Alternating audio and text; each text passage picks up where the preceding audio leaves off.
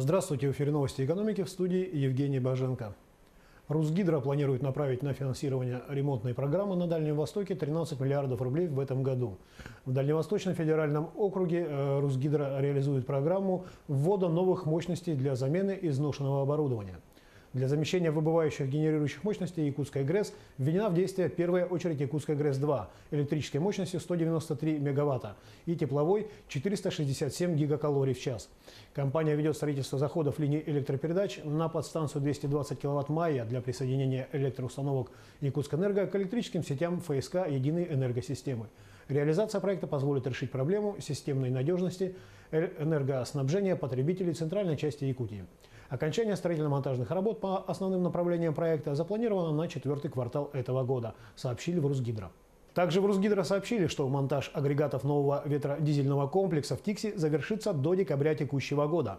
Проект по строительству ветродизельного комплекса уникален не только для Якутии, но и для России в целом. Впервые в нашей стране в единый технологический комплекс, управляемый автоматизированной системой, будут объединены 3 ветроэнергетические установки общей мощностью 900 кВт, дизель-генераторы общей мощностью 3 МВт и система аккумулирования электроэнергии, отметили в Русгидро. Ветродизельный комплекс повысит надежность энергоснабжения изолированного поселка Тикси. Сейчас в нем проживает более 4600 человек. Комплекс снизит зависимость поселка от дорогостоящего привозного топлива, сообщается на сайте Минвостокразвития России. Мировые цены на нефть снижаются в пятницу утром, отыгрывая статистику по рекордному уровню добычи сырья в Соединенных Штатах, свидетельствуют данные торгов. По состоянию на 7 часов 58 минут по московскому времени августовские фьючерсы на североморскую нефтяную смесь марки Brent дешевели до 77 долларов 48 центов за баррель. Июльские фьючерсы на нефть марки WTI до 66 долларов 88 центов за баррель. Согласно данным Управления энергетической информации Министерства энергетики Соединенных Штатов, среднесуточная добыча нефти в стране в марте вновь вернулась к рекордным значениям и впервые в истории Соединенных Штатов достигла 10 миллионов 474 тысяч баррелей в сутки, увеличившись на 2,1% в месячном выражении и на 14,6% в годовом выражении. Несмотря на ослабление рубля в апреле из-за санкций Соединенных Штатов и волатильность на мировом рынке, текущая ситуация не создает каких-либо рисков для финансовой стабильности российской экономики, говорится в обзоре Минэкономразвития «Картина экономики». В апреле рост экономики России ускорился до 1,7% в годовом выражении, после 1,3% в первом квартале 2018 года. Основной вклад в апрельский рост внесла строительная отрасль.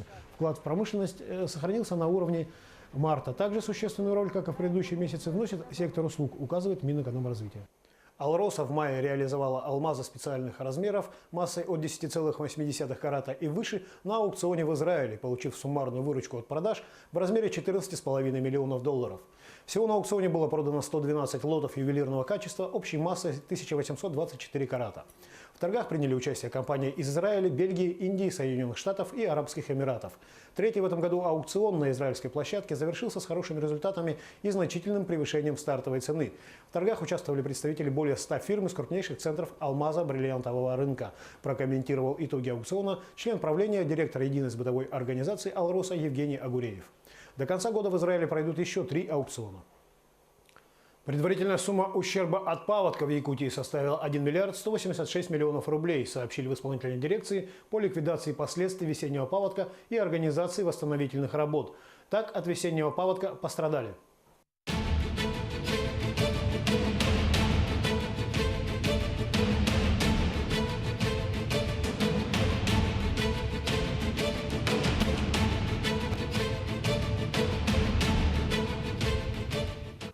законопроект, который направлен на улучшение контроля за использованием бюджетных средств на федеральном, региональном и муниципальном уровнях, предлагается внести в Бюджетный кодекс Российской Федерации.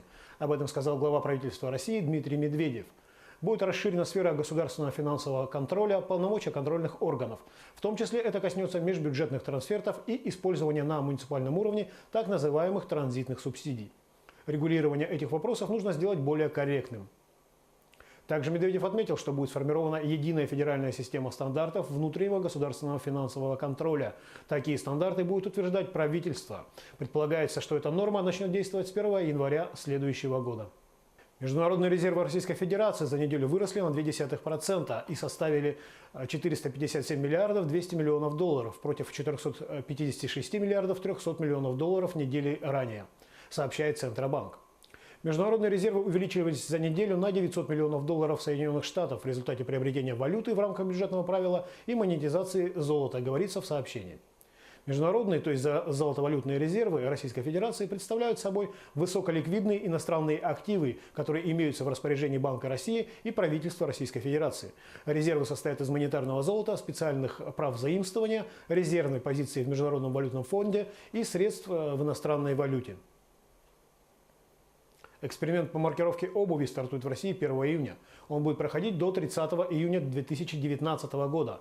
По итогам эксперимента определят, в частности, целесообразность перехода на обязательную маркировку обувных товаров. Она может быть введена с 1 июля будущего года. Предполагается, что пилотный проект позволит проверить эффективность механизма маркировки для противодействия незаконному ввозу, производству и обороту обуви, в том числе контрафактной, а также для повышения собираемости таможенных и налоговых платежей. Также с 1 июня начинается экспериментальная маркировка драгоценных металлов, камней и изделий из них.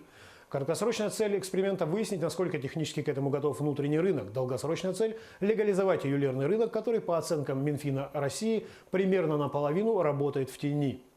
Постановление правительства о начале эксперимента предполагает участие в нем юридических лиц и индивидуальных предпринимателей на добровольной безвозмездной основе. В рамках эксперимента будет отлажено взаимодействие между органами государственной власти и производителями сырья для изготовления драгоценных изделий. Конечная цель – обеспечить прослеживаемость драгоценных металлов, драгоценных камней и изделий из них на всех этапах оборота. В настоящее время изучается технология, которая позволит маркировать бриллианты, рассказали в Минфине. Число невыездных должников достигло рекордного уровня. Сегодня в запретных списках значится 2 миллиона 300 тысяч российских граждан. Об этом сообщили в Федеральной службе судебных приставов. Хорошая новость для должников в том, что они могут достаточно быстро исчезнуть из стоп-листов. Для этого им необходимо просто расплатиться. Федеральной службой судебных приставов выдерживается интервал снятия временного ограничения на выезд должников из России после поступления информации об уплате задолженности по исполнительному производству в государственную информационную систему о государственных и муниципальных платежах. Это занимает 23 минуты, сообщил глава Федеральной службы судебных приставов России Дмитрий Аристов. Пошлина на экспорт нефти из Российской Федерации с 1 июня повышена на 13 долларов 30 центов до 131 доллара 80 центов, со 118,5 долларов за тонну в мае, следует из документов Минэкономразвития Российской Федерации. На этом все. Оставайтесь с нами на Якутия 24.